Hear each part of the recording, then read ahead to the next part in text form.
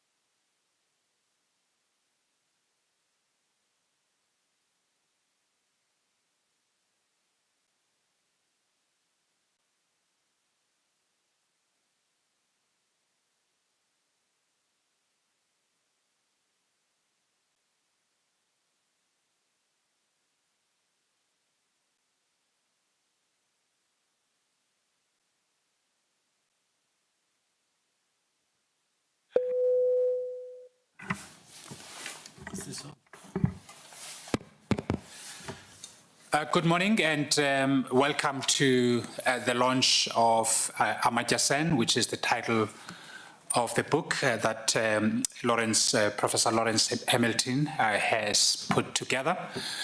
We've been trying to launch this book for over a year now. We were unable to do so initially because of the onset of COVID pandemic. And now we're very excited to be able to put together this launch as Wits School of Governance. I'm very excited with this work. Amartya Sen is everything to everyone. He is one of those scholars who is easily misunderstood, and as Lawrence sets out in his book, even the Nobel, the subject of the Nobel that he was offered was on account of misunderstanding of what he really represented in the body of his ideas and knowledge. And what Lawrence does in this book is to demystify Amartya Sen, he makes him accessible without being oversimplistic. He doesn't deal with any other aspect of Amartya Sen except his ideas, the body of his work. Amartya Sen is a kind of scholar whose work is citable, which is why he tends to be misunderstood. So, everyone is able to appropriate him for whatever purpose they want to pursue. As a sort of academic, you want to quote in a bar and to show that you understand what is meant by capability or by freedom or by justice, or to set yourself apart from your crude Marxist analysis. So if you want to show yourself as a little distinguished than your structural Marxists, then Amartya Sen is someone you reach out to as a crutch.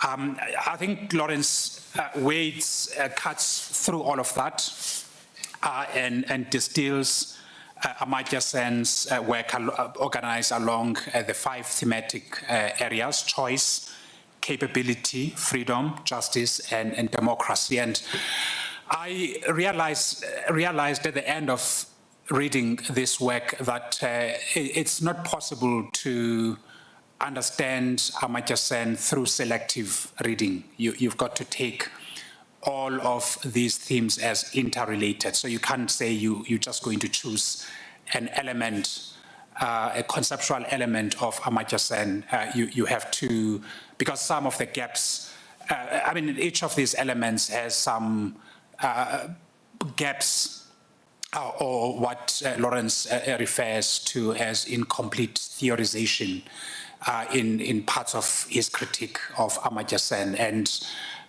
the beauty of, I think, Amartya Sen's ideas is that each of the theoretical themes tries to attempts to address implicitly some of the gaps that are noted, that are evident in the other concepts.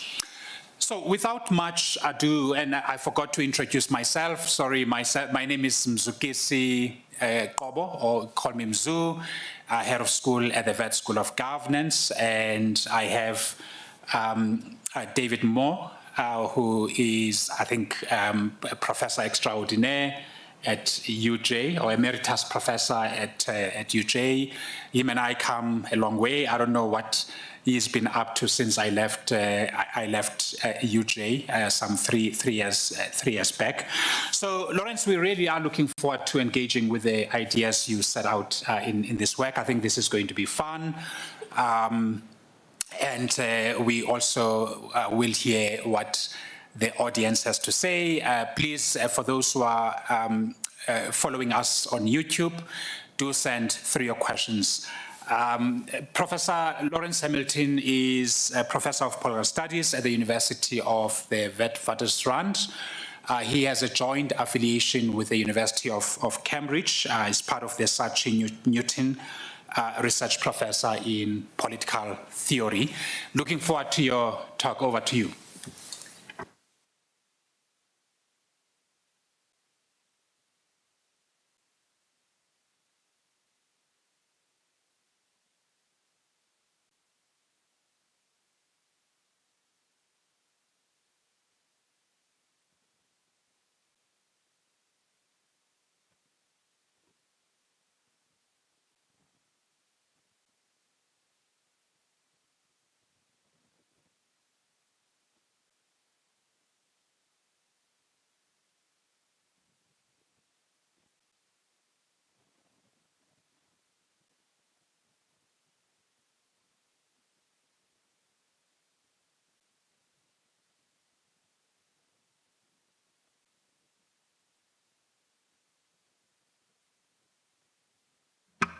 Can you hear me now?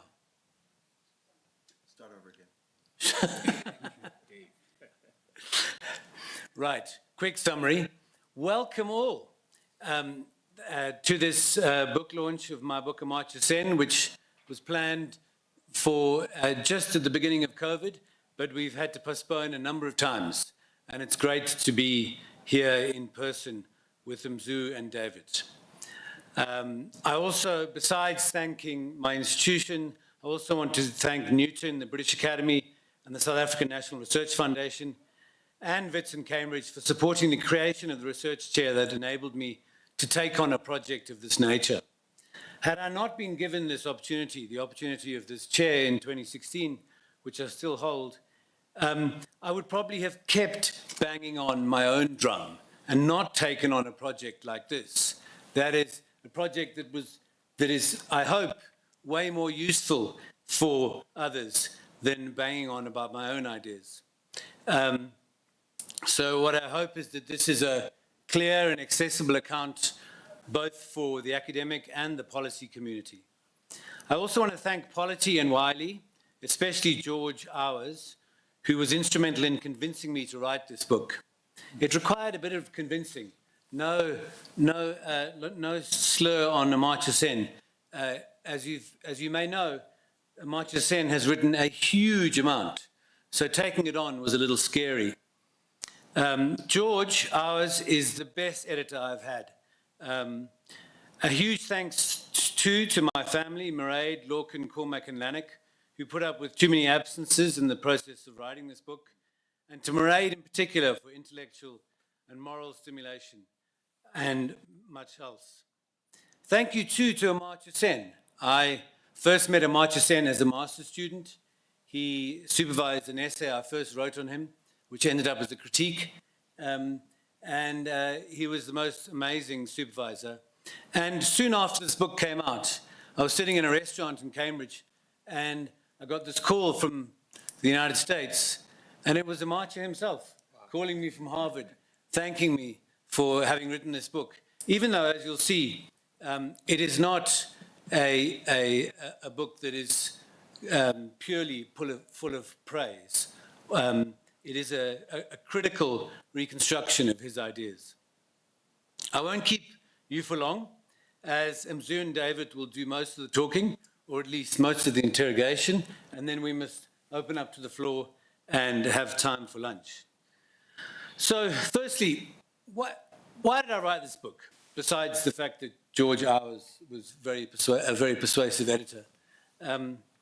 There are mainly two reasons. The first is about the value of ideas, and the second is about contemporary politics. So, the first, about the value of ideas. As Mzu's already referred to, Amartya Sen's ideas are groundbreaking in a variety of ways for economics, politics, and philosophy. But given the breadth and depth of his myriad contributions, his ideas and how they fit together require a lot of digging and a lot of reading. This is actually the first volume that introduces his huge corpus in one relatively short book. So it is in no sense fully comprehensive. As I say in the preface, given the variety and depth of the topics he's taken on, this was a much more demanding project than I first imagined, but also very rewarding. I hope you find the product a little less demanding and at least useful. Some have already, I think. So, to the second point as regards why I wrote this book, contemporary politics. We, needless to say, live in unusual times, in rich and poor democracies, where democracy, amongst other things, is under threat. All too often it feels like we are left with a choice between government by technocrats and government by populists. Needless to say, there are other options, and a lot of Sen's work shines a bright light on some of these. Of course, Sen does not have all the answers, and as I argue, he remains idealistic as regards the role of reason in justice and democracy. However, his ideas deserve full understanding and implementation, not only to aid development, but as part of the necessary and urgent project of rethinking economics and politics to face our contemporary challenges. I think Sen's approach is captured best by two famous quips. He's determined to find and provide a better means of understanding the world, akin to G.E. Moore's remark that the job of the philosopher is to get the question right, not answer it. Yet, like Marx, he also thinks the place of the philosopher is not just to interpret the world, but to change it. In my book, I draw out how Sen attempts to achieve these two very demanding goals, with particular focus on choice, capability, freedom, justice, and democracy. The titles of the book's 5 main substantive chapters.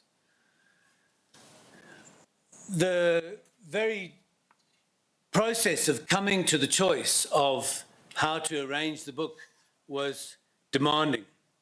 And I hope the way I've made these distinctions and drawn the various contributions Sen has made to economics, politics, and philosophy, in, as I say, in so many ways, are captured well by these analytical distinctions or these conceptual arrangement. His work on choice, his most famous work on capability, and his less famous work on freedom, but it links very, very firmly with his account of capability and agency in capability.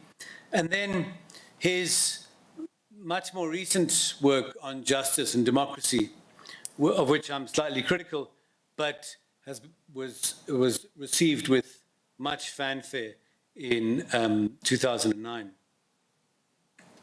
So I can't here go into too much of the detail around those headings, but needless to say, partly, of course, because these are all central themes in economics, philosophy, and politics, and so we'd be here for quite a long time.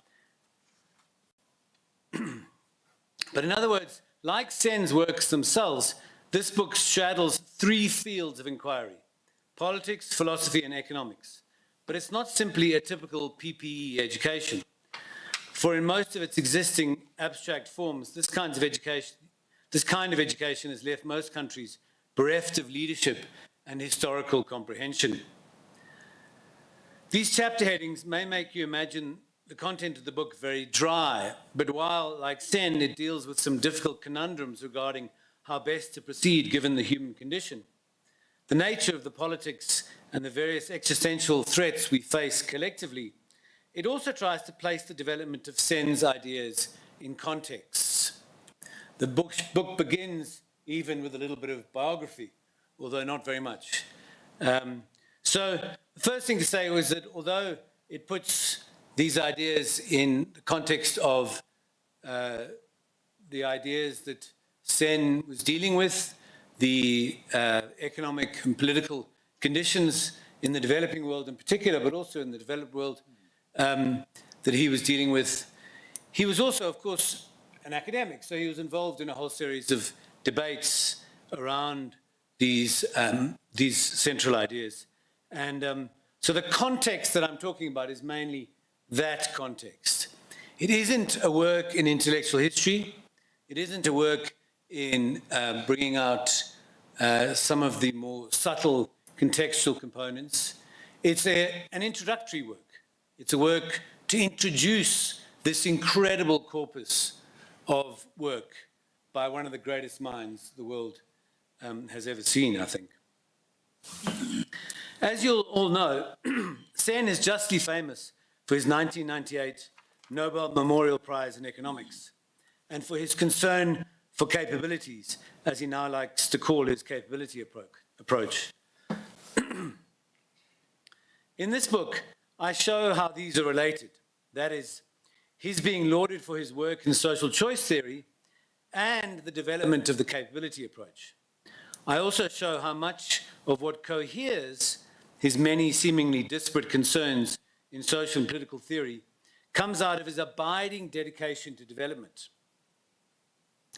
His concern for capabilities is presented convincingly as, first, an alternative to the utilitarianism that underpins so much of economics, and for so long. Second, an alternative development objective, where development becomes, to quote him from Development as Freedom, a process of expanding the real freedoms that people enjoy, end quote. The book then links this to a novel account of freedom identifiable in his work and major advances in thinking about democracy, human rights, and justice. And it ends with a realist critique of his views on democracy and justice. So before I end off and urge you to go and buy a copy, there are a few outside at 150 Rand. That's more than a 50% discount on the going rate. So please do buy yourself and your families and extended families copies. A word on my critical takes. The book, as I say, is mainly a reconstruction of a huge amount of work.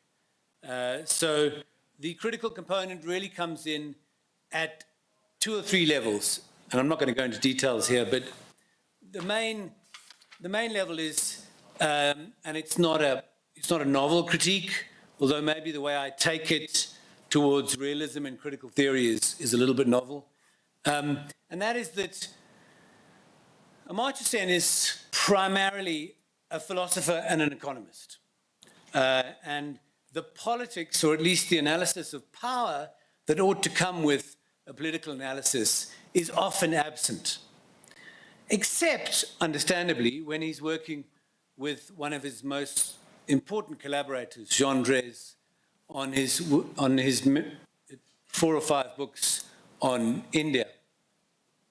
There we start to see elements of an analysis of power and how to bring about some of the normative claims that he makes in his capabilities approach, or that he makes as regards agency, or that he makes as regards how to render development more efficient and more responsive to people's needs. But the great problem is that, and I think that it lies partly in the origins of much of the capability approach, and that is that it's based in a response to social choice theory. There's various forms of conundra that make social choice theory into a hugely predominant field in economics in particular, but also in social theory. And his attempts to provide an answer to some of these conundra via the capabilities approach. In doing so, he remains very much within the language of philosophy and economics.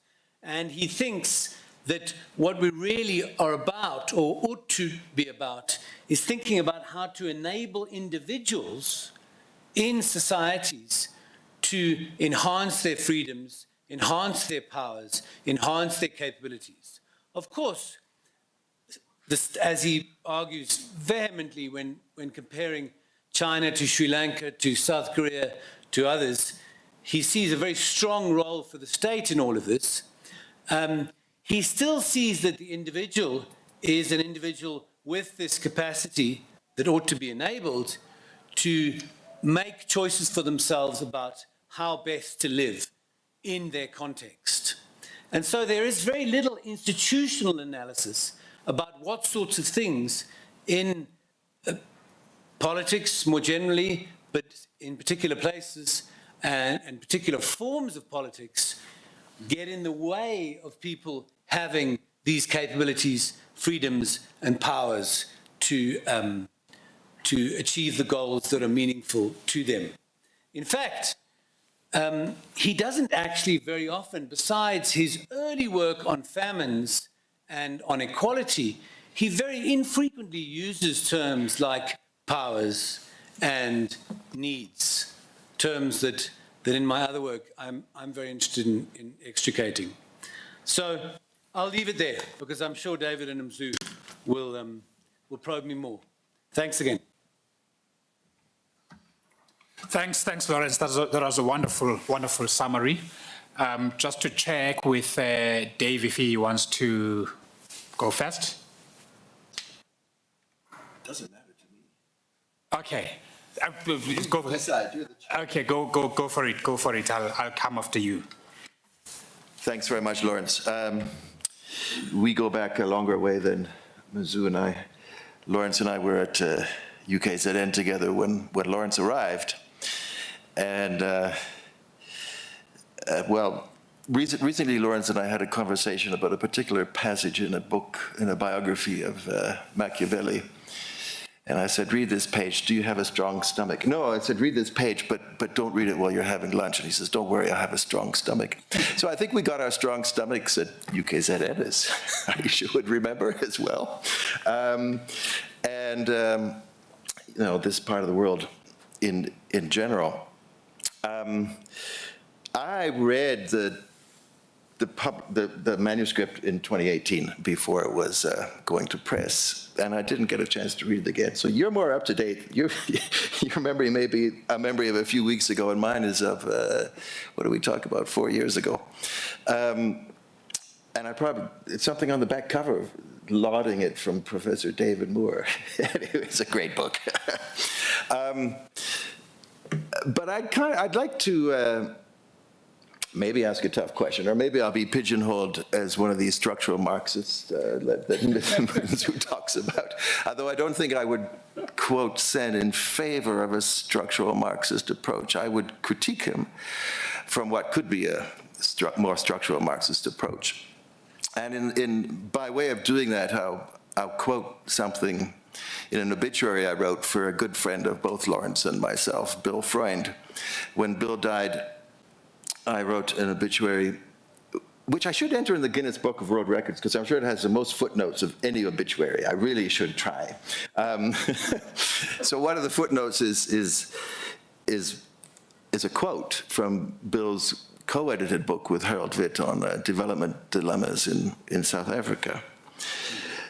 And I'm going to start with that quote, although in the question that I forwarded to you, the quote comes in the middle. So I'll kind of start with that, and then I'll go on a bit. So Bill wrote in the introduction to that book, Amartya Sen has seduced us to believe that development could take us happily to freedom, forgetting Marx's,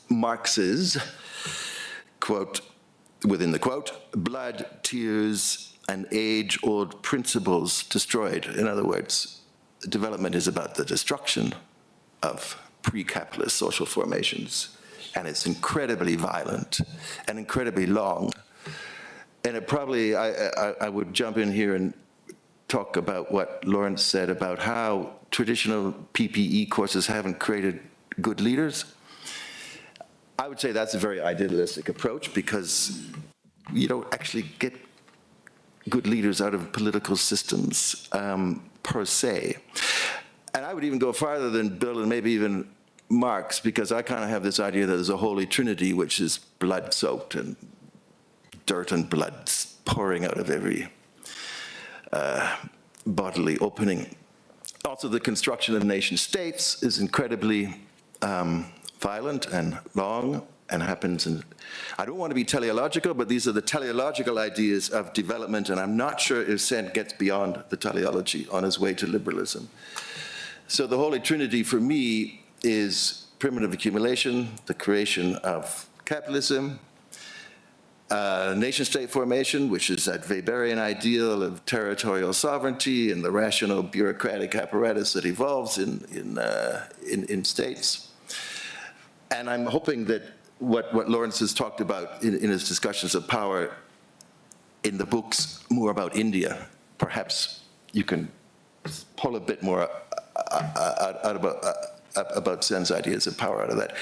And thirdly, for me, the struggle for democracy, widely ranging from generational democracy, gender democracy, ethnic groups democracy, class, that's also full of violence and struggle. So in the context of that sort of extremely pessimistic view, but it's tragic optimism, 400 years or so, you know, we'll be all right. Where would Sen sit? The quote that remains in my mind about Sen and Marx, and Lawrence says that Sen and Marx have affinities because they both think thinkers should think about changing the world, not just interpreting it. Maybe that's as far as the similarity goes, because when I remember one line in the book on freedom. Sen says, well, you know, Marx and I can both agree that liberal democratic capitalism is a lot better than feudalism. That's all I can find. Maybe there's more where Sen takes in these more structural ideas. And at times Sen kind of slips back and forth between defending what you might call traditional, ancient ideas of democracy and tolerance. He defends those. He says, actually, they're quite liberal, some of these philosophers, especially in ancient India, I think he talks about. So is there a kind of contradiction there? Okay, it's a good thing to get rid of feudalism. We can agree with Marx, but we don't have to agree on the next step. So, and I also, you might want to, both are teleological. I wonder if you might want to think about, does Sen think about alternatives towards a kind of what Bill called a happy freedom? So that's, the first question is, how would you respond to Bill's charge? Second question is, what sort of social and institutional forces would Sen see as able to manage this transition that maybe Bill and I are talking about? And it brings to mind one of your points where Sen seems to have an ambivalent take on what you might call authoritarian states. State capitalism in China, South Korea, the tigers. I think he's ambivalent about that. He says, well, you know, maybe these states can bring real freedoms, which mean, of course, the access to food and education and all of these what are the second generation of human rights. Does it take an authoritarian state to do that? Well, there's a gap here. So Lawrence talked about a state and individuals, but I think at a mediating level would be the state and individuals' relationship to classes. Does Sen talk about that in maybe sort of subtle ways? I think part of the biography, which I think we discussed, is Sen was at his peak when the third world was at its peak.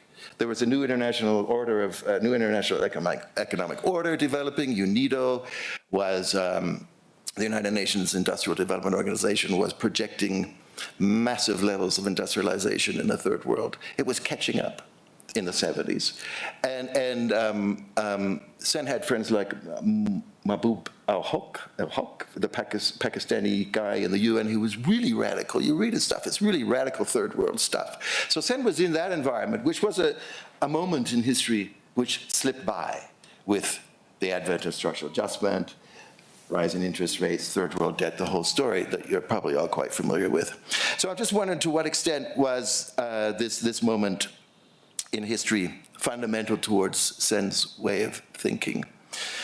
And to an extent, let's look at his real impact on the development of the statistics that the United Nations uses and the World Bank uses, and can you actually see what effect they might have had in the real world of development? That's the first question. Second questions are much shorter. Can Sen square this circle for me? Do you want to handle? No, I'll give you all three.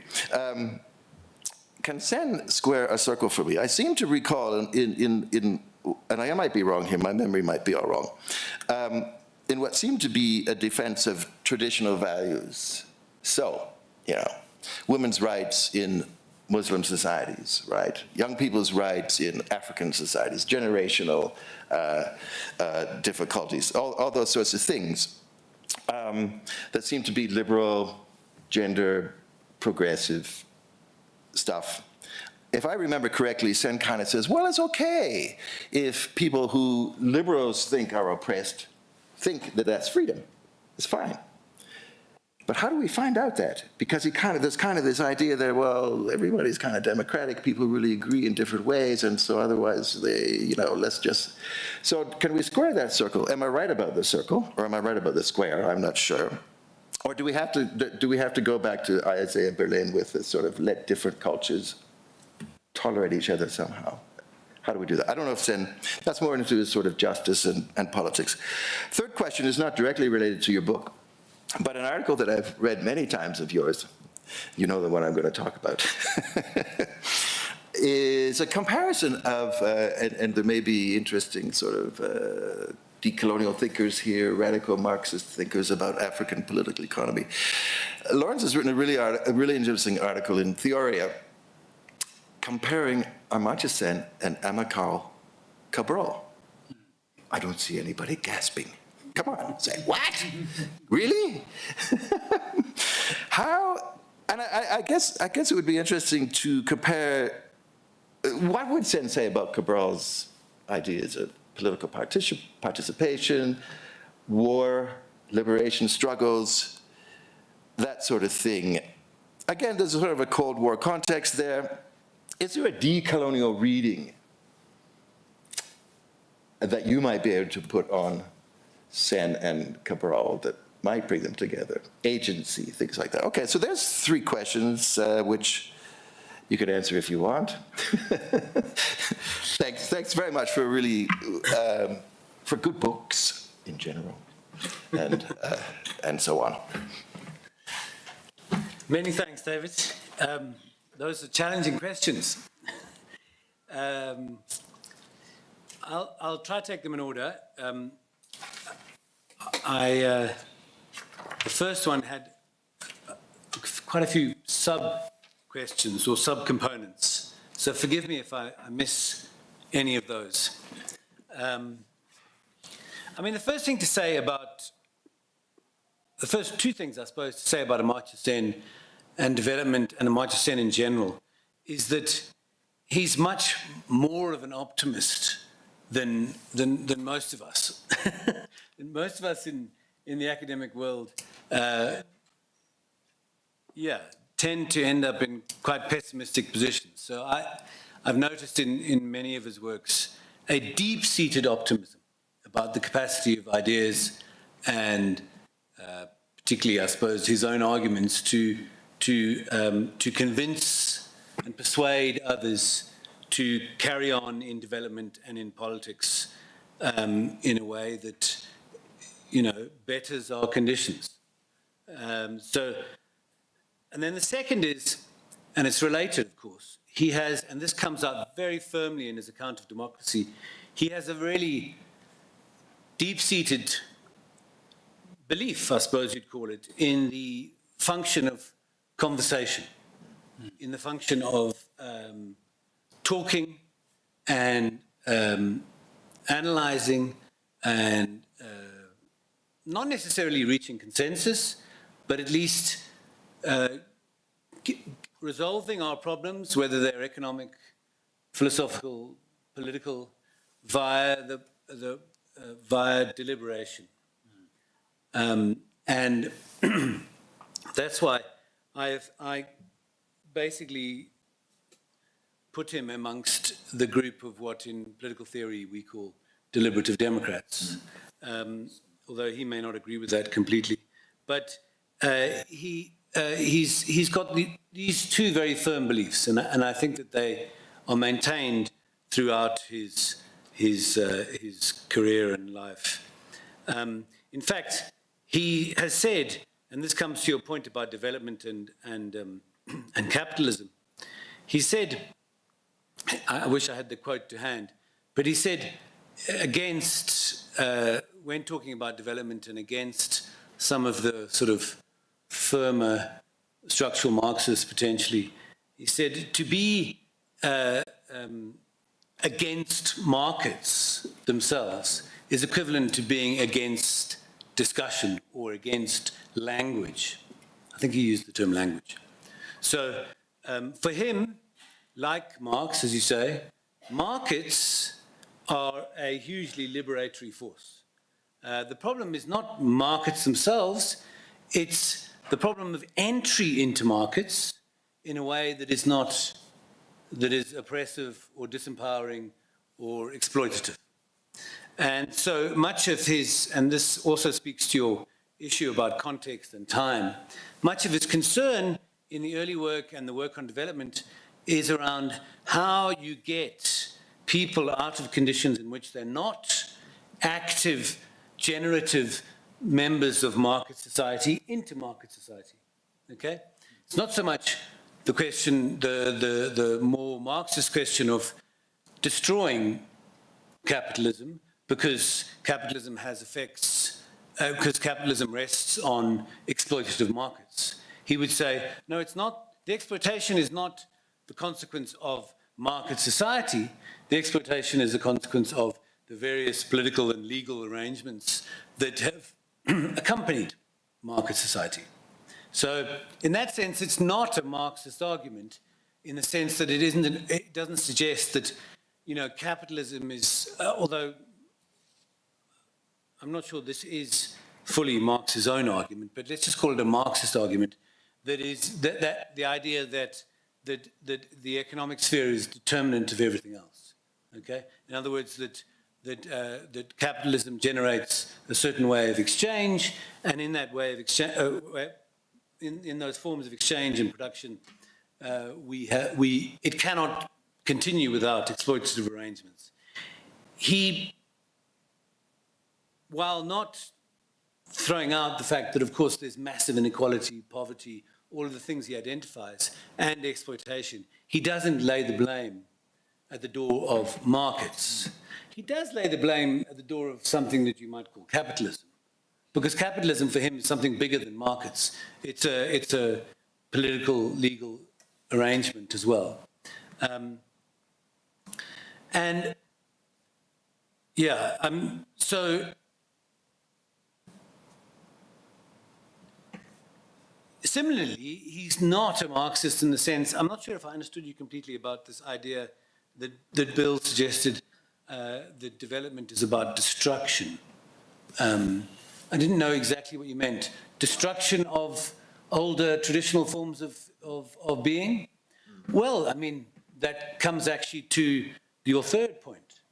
Sen is quite clear that if older traditional ways of being harm individual agency in certain sorts of ways, then there's no problem with that process of destruction, so long as it's enabling of our capabilities and our powers as individuals. I mean, that's the central core argument. Of course, he has to be subtle when he says this, and he has to say that the function of the Western, interventionist, actually, he's no real supporter of the Western interventionist development worker in this sense. But if you were to put the choice to him between traditional values that keep women, for example, in the household versus values that enable women to enter the market and to lead their own lives through their own choices, etc., he'll side with the latter without a moment's doubt. So I don't think there's any doubt there. But he may side with the Marxist in the sense that in order for you to take on a development project, or in order for development to occur, you may have to be involved in a process of smashing traditional structures. And structures are people. Structures are well, yeah. I mean, so then to the India point. I mean, it's very clear in his books on India that he speaks quite specifically about a whole series of institutions and the function of the state over time. But there again, and Gendres has tried to push this a little further towards someone like Ambedkar, who is much more sort of firmly Marxist in a way. Sen is reticent to the extent that he would like much of the change, as it were, to come from below, from the agency of individuals, okay, to transform those institutions that are keeping them back from entry into the market, from having the capabilities to remember what the capabilities and functionings are. They're the capacity to be sheltered, they're the capacity to, or the power to feed oneself, the power to have agency in politics, etc., etc. So if there are institutions that are keeping one in positions in which one can't do this, then those are going to involve. I don't suppose he would have ever said blood and tears, but he wouldn't be against the idea that they need to be reformed in some kind of way. And on class, there is quite a lot on class, but it disappears around the late 1970s in his work. So if you go back to his work on famines and equality, there's quite a lot of analysis of class. And in fact, his work on social choice theory makes an argument around commitment that tries to attack some of the foundations of his other social choice colleagues by focusing on this notion of commitment. And he uses class commitment as a perfect example of commitment, where we don't act in our pure self-interest as individuals, but there are various other sorts of things like class commitment. He says affiliation to groups, various other sorts of things that are equally as important for us. So class is there. It just seems to, like all of us, he's a person of his time, and so as it seems to disappear amongst the sort of mainstream, I suppose, it disappears somewhat out of his work. Actually, the disappearance is contemporary with the rise of the notion of capability, which I'll just leave out there because I don't really have an answer to that. That's quite interesting. Although I'd suggest reading the co-authored books with Jean Drèze to get more on that.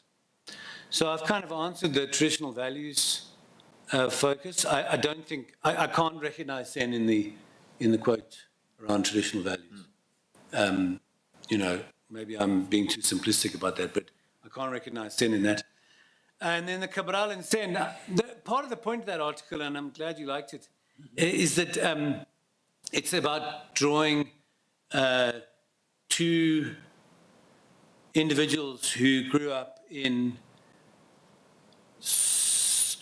quite similar conditions. India decolonizing. In Cabral's case, Guinea-Bissau involved in a war of decolonization, which he led. And the point of the article is actually a point about political theory, which is about what is it to be realist and radical realist in political theory. And as you know, as you well know, Cabral in that article comes out quite a lot better than Sen in that regard. But there are a hell of a lot of overlaps, despite the fact that they're doing very different things. So Sen is besides his upbringing in as I say, independence India, and then the partition of India, which was a very horrific time to be living in India. He actually often refers to personal experiences of that.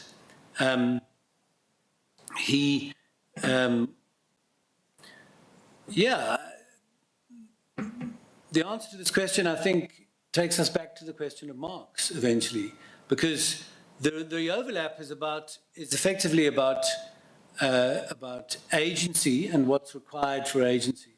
So if you're a radical realist, then you bring in power very quickly to your analysis. You see who your enemy is in terms of trying to reform your conditions. So in Cabral's case, the enemy is obviously Portugal and Portuguese colonialism, and there is no real option under especially the fascist regime of Portugal at the time, but to take on the fascist forces and to try and overcome.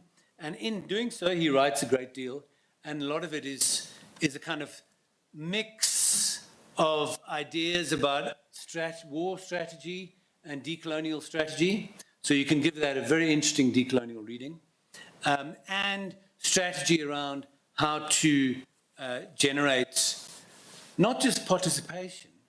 So there is obviously, because of some of the Marxist heritage, a focus on participation.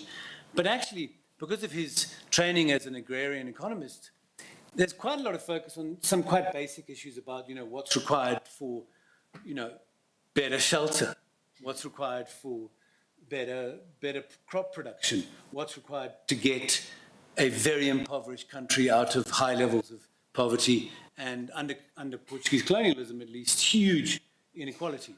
So there you can find a great deal of overlap. At one point, Cabral even uses the term capability, which is very unusual because it's not a very usual term. Maybe someone can ask me about capability, but it's a very unusual choice of term that Sen adopts. But yeah, the core of the thrust of the two thinkers is to see how either oppressive institutions have been thrust upon them, or oppressive institutions have been inherited as a consequence of colonialism and post-colonialism, and they need to be transformed to enable some quite basic goods, to use a completely different language, or the satisfaction of some quite basic needs. That's an attempt at an answer. Thank you. Yeah, perhaps just to write on the last two points you made before we open this up. One is the idea of power, which is not entirely absent in your book, because or in your examination of Sen's idea, because it's quite integral, because one version of his definition of capabilities is effective power, to further choice. Now, this is a highly individualized conception of power, but it is there, and it does leave a question about what Sen thought about aggregated power, which will inevitably introduce limits to the idea of freedom, because whether you transfer aspects of your freedom or your choice to a social organization, i.e. a revolutionary organization, or to a community, or to a state to aggregate capabilities, that will entail some trade-offs with respect to the extent to which you can pursue your own choices. And I find this discussion missing in how you critique Amartya Sen. The second one is, and before I get to that, back to the question that Dave posed, leaning more on structures. You do make a point, I think it's on page 87 of your work, where you talk about the idea of freedom, still the idea of freedom as power, chiming in with most of the struggles for freedom across the ages. There is no firm bridge there you create, it's almost a leap. And it was almost as if you are overcompensating for Sen. I don't know, I mean, maybe you could say more about that. Then the final one is this fascinating idea or discussion on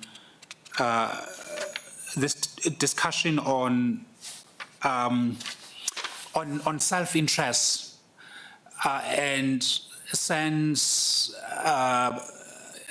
assertion that what really distinguishes us from animals is our capacity for moral reasoning. So we can't possibly just reduce choice or formation of preference to self-interest. There is a capacity for moral reasoning, but that presupposes that human beings are homogeneous, and that there is a mutual exclusivity between interests and moral reasoning, whereas the two could be integrative. You pursue interests, or rather common good, to the extent that they agree with your interests and ideological inclinations. For an example, you could poll individuals about whether we should increase tax for the purpose of improving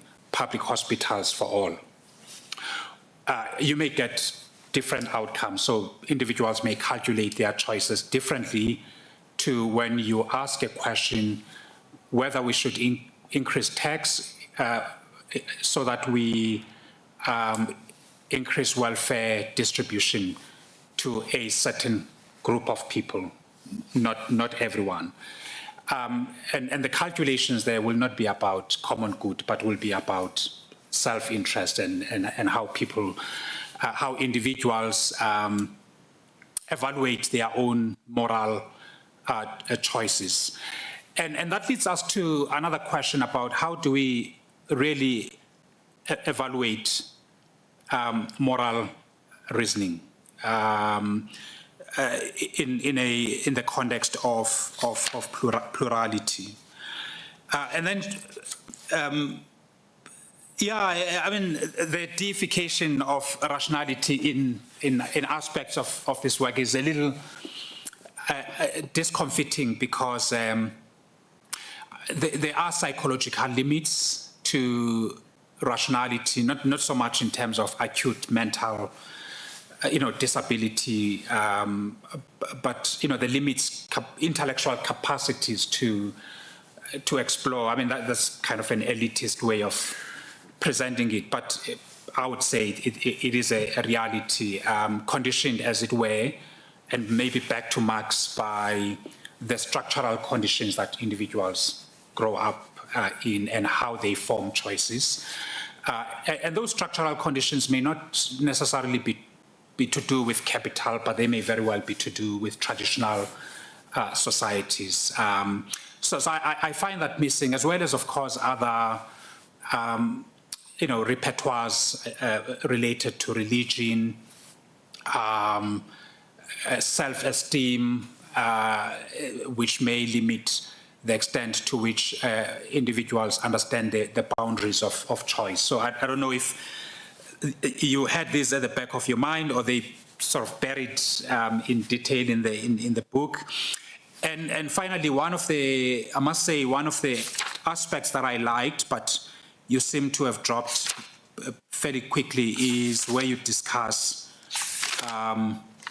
you make allusion to gender in the book, and maybe you may want to say a little bit more on this, and this is on page 42. And one intriguing point there is the idea, linking gender to capabilities, the idea that you could make discriminatory choices for the purpose of improving gender capabilities by deliberately applying or giving women higher income in recognition of, which is also a question of how you overcome injustices, something you discuss later in the book. I'm not sure if you want to reflect a bit on this question. Thanks.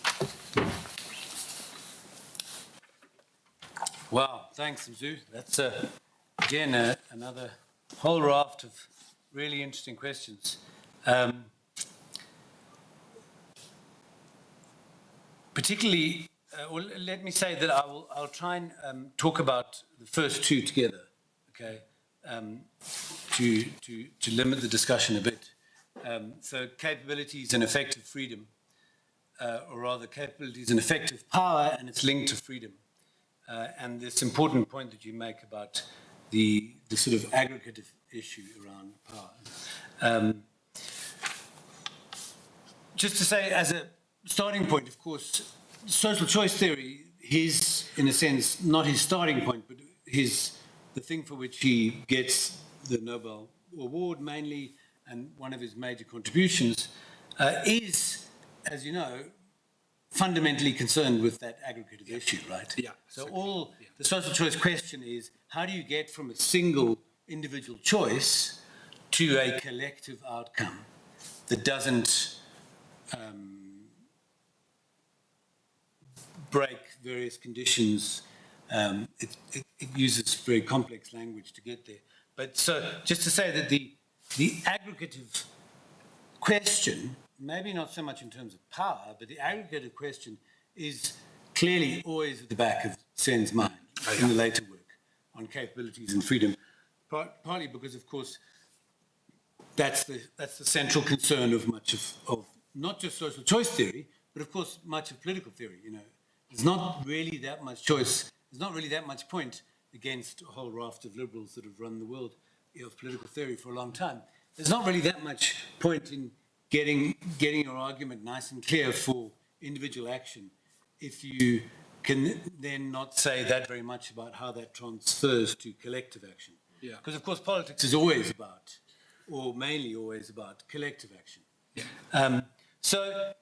Yeah. I mean, he's quite unusual in the sense that he uses this term, effective power, to describe what a capabilities type account could have as regards individuals primarily first, right? So the goal of development and of capabilities is to basically is to increase the effective power of individuals to lead the life they would like to lead. Yeah. Okay, that's the premise. And that linking of freedom to effective power is something that liberals don't do.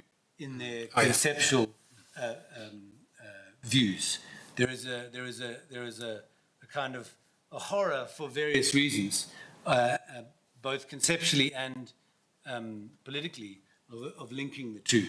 So I'm not sure if I fully I'm not sure if I fully understood the question, but I was worried there about voluntarism, the assumed voluntarism that individuals can indeed achieve, what they want to be or to do via effective right, power. okay. Yeah. No, so thank you. Yeah, he, as I say, maybe not when he's talking about the sort of high theory of capabilities, where it does sound very individualistic. When you read that stuff in the broader domain, it's very clear that he sees a firm and strong role for various levels of collective action. So be that state action or public collective action. He talks a lot in the Indian books about collective action in India, where you're taking on the state, where you're taking on various powers. So no, I don't think there is a slipping into voluntarism in that way. And that's why I think, and it is a bit of a jump, as you suggest, that's why I think this something that doesn't actually spend much time on, but that he does say in passing in the idea of justice, and he has said in much earlier work in the 70s on freedom, this notion that freedom is effective power is effectively equivalent to the notion of individuals and collectives fighting for freedom. It doesn't take much to see that. It doesn't take much to see that in a decolonial context and through a decolonial lens. That the fight for freedom is both a collective fight and an individual fight. And of course, someone like Amilcar Cabral sees this very, very well. So, yeah, I'm sorry if it seemed like too much of a leap. And then your very complex question about self-interest, moral reasoning, formation of preferences. This is central to much of his real interest and his move away from a preference-based, utility-based account. Yeah. Okay. Partly because he sees that we are, as individuals, our preferences are malleable. They're formed by the institutions around us. They're formed by the values around us, the norms around us. And he wants, although he thinks that preferences have to remain central in any analysis and in any policy prescription, right? He wants a language that gets us away from simple self-interest, simple utility, simple preference, because preferences are formed and they're distorted, and they're so they can't be, as it were, subjective preference can't be relied upon on its own to give us the full answer. So yes, we are entities that are capable of this moral reasoning, but we're also entities that can be duped in various sorts of ways. I mean, he might not use that language, but effectively that's what it is. Our preferences are being formed in various sorts of ways. But you're absolutely right when you get concerned about context and plurality, because there is, if you read the later work, where he's talking about justice and impartiality and the role of reasoning in that, you start to see that it becomes pushed forward and more central. Although he consistently goes back to his social choice origins to say, but there's no way that I can be imposing a particular form of rationality on you, because this is a social choice question. This is always a social choice question. And if it's always a social choice question, it's always a question of individuals being involved in this process of reasoning. And then finally, gender, very important for Sen, very important for many of Sen's followers, very important for me. And I kind of, in the intro to the book, I sort of say that, this book deserves a chapter on gender. But I kind of, a bit of a cop-out, I say, listen, I'm basically going to be referring to gender throughout. And partly because, of course, gender is such a big issue in specifically in development environments, but generally. And it's also a wonderful example of structural inequality. His many articles on it in India and beyond are examples of him, as it were, taking seriously, but through the capabilities approach, this form of structural inequality and structural oppression and structural power dynamic. And yeah, I mean, your example of higher income to increase capabilities, I would say Sen wouldn't be opposed to that at all. What he would say, though, is that income in and of itself is not going to be an answer to the question, because what we really are searching for, and this comes back to the big question of development, I suppose, what we're really always searching for, and we mustn't get confused between the means and the ends here, what we're always searching for is the enhancing or finding ways in which individuals can enhance their own capabilities. Thanks. No, thanks, Lawrence, for that. Before we open it, I hope my colleagues who are here and watching, again, one of the, when I was just reflecting generally on this book,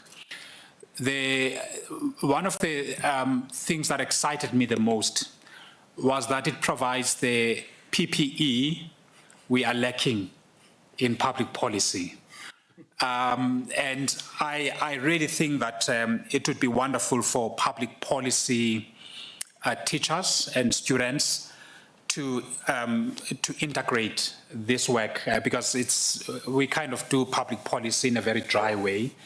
Agenda setting, elite theories, processes, that the policy development entails, but I think it would be complete with this rich theoretical material. And I mean it, I thought I was going to start off with questions around public policy, but I thought, they will take us some time.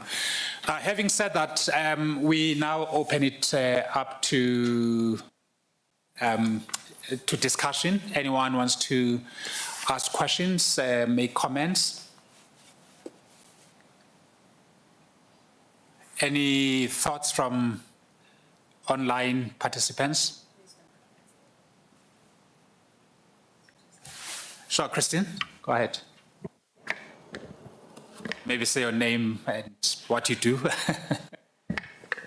Sure. Hi, I'm Christine Hobden. I'm from the School of Governance.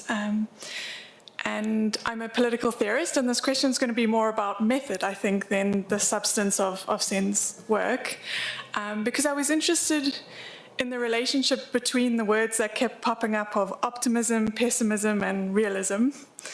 And as the optimist, I think maybe in the room, I think a lot of what was framed was perhaps the gaps in Sen and his theory come from kind of the deep optimism, and that your critique can then come from the more realist perspective. So I guess my question would be, what perhaps do you think are the virtues of the deep optimism, how they informed Sen's work and perhaps his persistence and the extent of the theory that he has offered us, if you think there are any at all. Thanks. Let's take maybe one or two others. Anyone wants to?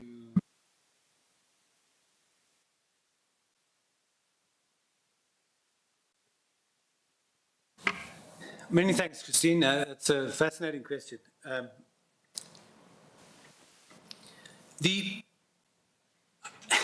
I'd say there are at least a couple. The one obvious one is that, and maybe I didn't say this enough at the start, is that this single human being has written the most incredible amount of really important interventions into how to improve our lives and our livelihoods on the planet, all of us. That capacity to keep contributing, to keep arguing, to retain and maintain a faith in humanity, I think must be underpinned by this optimism you're talking about. So, you know, you come across a lot of people in academia and in politics and in policy world, etc. It's quite hard, the longer you spend in this world, it's quite hard to retain that level of optimism. Yeah. It's a world rife with, you know, not just in South Africa, but we feel it quite badly in South Africa. It's a world rife with corruption, with malfeasance, with various forms of all of the vices of human existence. So that capacity to just get up every day and keep doing this is actually phenomenal in and of itself. The other thing is that I probably haven't said enough about is that besides this incredible corpus, he was also a great man of action, as it were. Mm. You know, he's heavily involved in the United Nations. He's at core a globalist, without a doubt, right? So he's heavily involved. He's heavily involved in criticizing the bank, the World Bank, at various points. His work with Al-Haq was extremely important. He has put, I think, not single-handedly, but was central to the creation of at least one university, that university in Sweden, is it? We won't mention the debacle of the Indian university, but wider. Yeah, wider was central to what he did. So he's undertaken most amazing amount of practical projects as well. But I think if you want to look at this from a kind of methodological stroke political theory perspective, it's a great lesson in how not to be how not to be defeated by all the negative stuff we deal with, and to have some faith in human capacity for moral reasoning, human capacity for thinking beyond self-interest. Of course, we do think self-interestedly, and we are in some sense interested in we are in some sense driven by something as basic as utility, if it even exists. But as Sen's whole life work has shown, we're driven by other things. We're driven by other commitments. We're driven by so many other sorts of group affiliations. And we ought to think about development and politics and philosophy as this collective process of improvement. It doesn't mean that we get caught in the liberal mistake of suggesting that we're on this path of improvement. Of course, just because we have an optimistic outlook doesn't mean that we think that development is this nice progressive path onwards and upwards. We can still remain realistic about the fact that, there are huge dips and it may take us another 400 years, as David suggested. Yeah, you actually go to some length, I think a page or two in the book, where you set Sen's involvement with international organizations, including the use of the creation of the Human Development Index and how it draws on his ideas. Just to flag some of the thoughts I had about public policies I was reading through.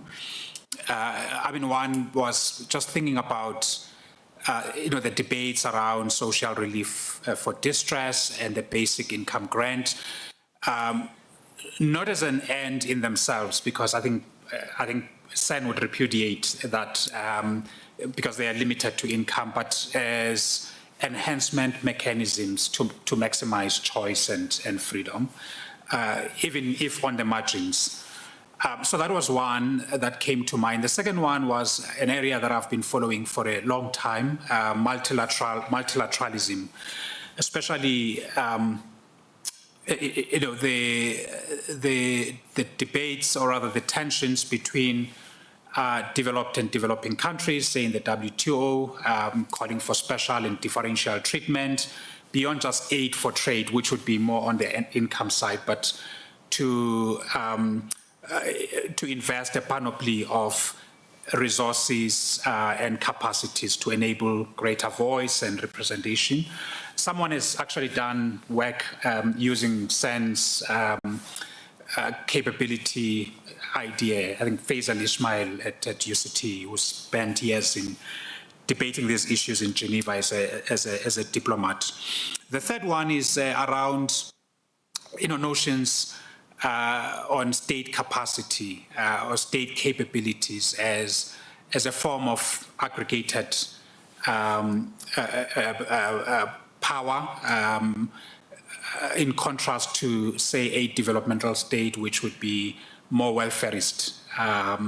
And I would be interested in how Sen would think about these issues, but maybe not for now, but these were questions that were popping up in my head as I was reading through, and thought, there's just a rich body of ideas here that could, that could broaden our understanding of public policy, or make it easy for us to overcome some of the constraints around specific policy issues, such as basic income grants, and how we manage tensions and contestations in multilateral platforms. Yeah. So, thank you so much for this work. It does fill a gap in public policy, at least.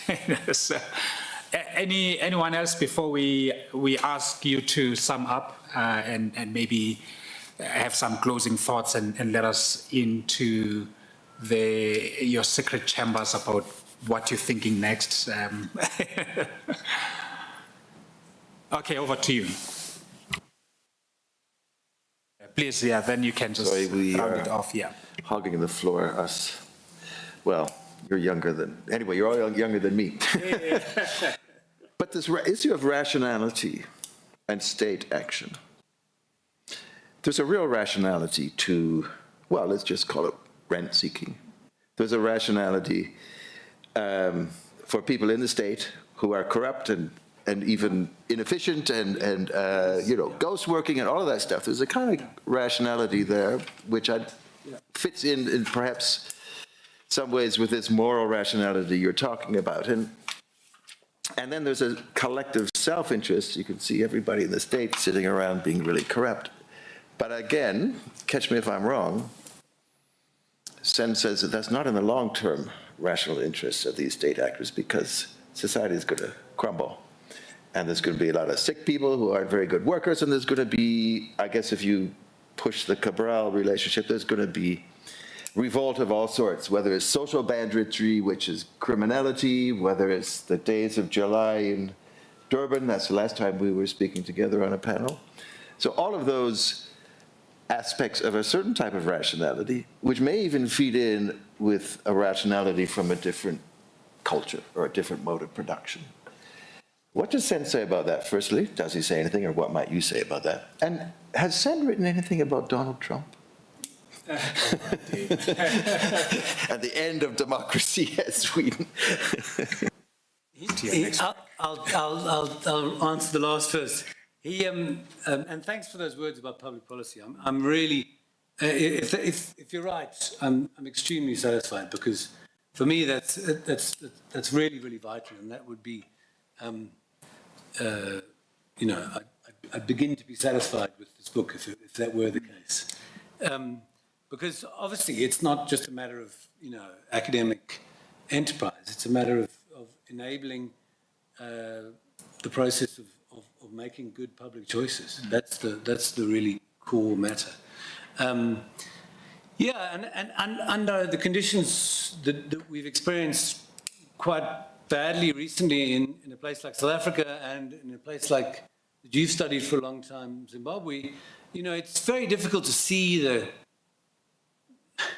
anything positive in the politics of these places, and most definitely, seen from within their own perspective, there is a deep rationality to all of this, and rent-seeking, etc., corruption.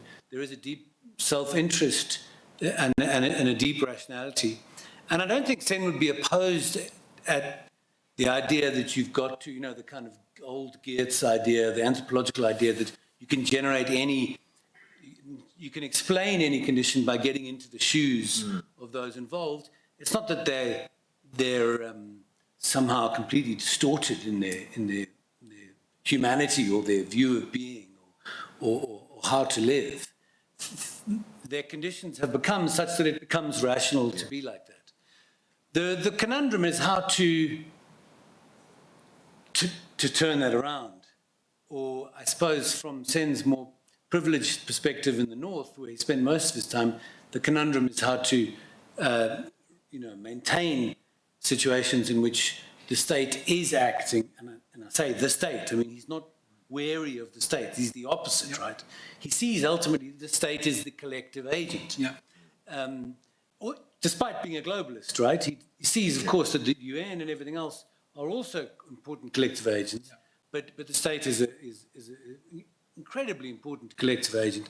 And so questions of capability around the state and the capacity of the state become really central. Very, very and so, Zimbabwe is the extreme of this, but as soon as you start to get to a point where the state capacity is being reduced and reduced and reduced, you're in really deep water. I mean, and he would agree with that. Yeah, welfare diminishes. Well, it's not just that, for welfare, for distribution, for empowerment of various forms, you've got to have a capable state. I think he would. But maybe it's not in my interest to have the capable sort of state that creates taxes and builds good hospitals, because it's not in my or my family's immediate rational interest. So it may be the next generation who pays the cost. Yeah, it's a question. We've inspired the question. Yeah, we've reached the... Okay, since we had limited interaction from the audience, I'll take just those two, and then we'll have to close. We've reached the end of time. I'll start with you, and then follow. Sure, please go ahead. Good day, everyone. My name is Siamo Mudise. I'm a political student, and I'm currently a law student. I have two questions for Prof. I'll just take two factors, which is capability and freedom. I'll start with capability. With the state that we are having, I'll take South Africa as a scenario. Are we capable to eradicate all of the social ills that we have as a state, young and old, where, like, for example, like in Parliament, majority of the parliamentarians there are old people? Are they able to eradicate our problems? For example, the first social ill I'm thinking of now is the high rate of unemployment and the drug abuse on the ground. And the freedom, I feel like freedom is limited between the poor and the rich. I believe that the people who are enjoying the power of freedom are the rich, and the poor, they are not. Thank you so much. So thanks for that. Yeah, the last one.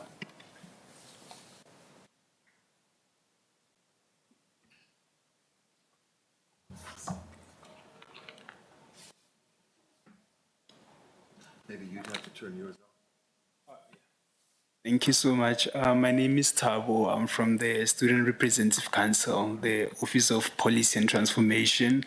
I'm very curious when you mentioned gender, right? Because you also started with the quote that, we have to interpret the world. We don't have to interpret the world, but to change it. Right, so I'm curious. I know Amartya Sen has written in the more than 100 women were missing in, I think, the early 90s. I'm not sure. I was still trying to remember that. And the reason for that was obviously that the social and the economic and political practices, they limit the development of women, and that I think it increases the mortality rates, which explains why they were missing. So I'm very curious, does his work or development project accommodate the queer community. I don't think I've read anything about that. And if it doesn't, why? Is there a way that we can use his development project to try and expand the real freedom so that the queer community can also enjoy that? Thank you so much. Thanks so much, guys. As quickly as I can, because we're running out of time, can the South African state eradicate these social ills? Chiamo asked. A difficult one. As things stand, given the state of the state, coming back to our questions around state capability, I would say that we're in quite a dire situation, and that we need really seriously to generate capabilities and ways of functioning, to use Sen's language, at state level, that radically transform our economy in such a way that, as you said, as you put it, the large majority of the people who are poor can reach some of the freedoms, at least, of the rich. Because you're absolutely right that if you see freedom as effective power, then it's not very difficult to see that the rich generally have various means through which they can, irrespective of the lack of capability of the state, they can find a way of buying their way out of the ills that affect our society so badly. And the poor cannot. The poor depend upon the state. So you've got to do two things. You've got to carry through a welfarist type approach. In other words, improve welfare programs to enable people to have the agency to do things beyond mere survival. That's the one thing. And then the other thing is you've got to generate the conditions, economic and political conditions, that will generate the possibilities for the employment that one needs to overcome the high unemployment and thus simultaneously generate what is necessary for the function, to satisfy the functionings and capabilities, i.e. the powers to lead a materially okay life and to have agency. So that's what I'd say about that. As far as I know, the second question, as far as I know, Sen has never written about the queer community. I don't think that's a sort of an intentional choice of his. He just hasn't come into his sphere of writings.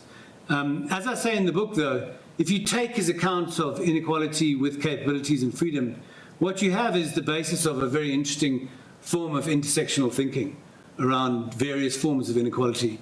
And so I think that you could most definitely apply a lot of these ideas to various forms of oppression, intersectionality, all of the things that could enable various communities that have been oppressed, exploited, dominated, sidelined and silenced in various ways towards a situation of greater power and thus greater freedom. Just a little correction on your point about the number of women lost in, I think it was Bangladesh, was the original study. It wasn't so much just the conditions. He was actually making a much firmer and more devastating point. There was a great deal, he used mere statistics to show that there was effectively a lot of a kind of revival based upon, and this really cuts to the core of what Amartya Sen is trying to say to us about how important our functionings and capabilities are, is that because of how severe various famines had been and the conditions of life in Bangladesh had become, there were choices being made by parents to literally let children go. in ancient Rome, they would put them out in the cold. And the choice that was being made, because of various values and traditional values, etc., was to sacrifice the girl child or girl infant as ahead of the boy infant. So it was actually a much more horrifying and startling and troubling account. Okay, we've reached the end of our discussion, and once again, thank you, Lawrence. I think this was really a fascinating discussion, very insightful in many ways, in keeping with Amartya Sen's theoretical incompleteness. This work leaves creative spaces for us to fill in the gaps, whichever discipline we in.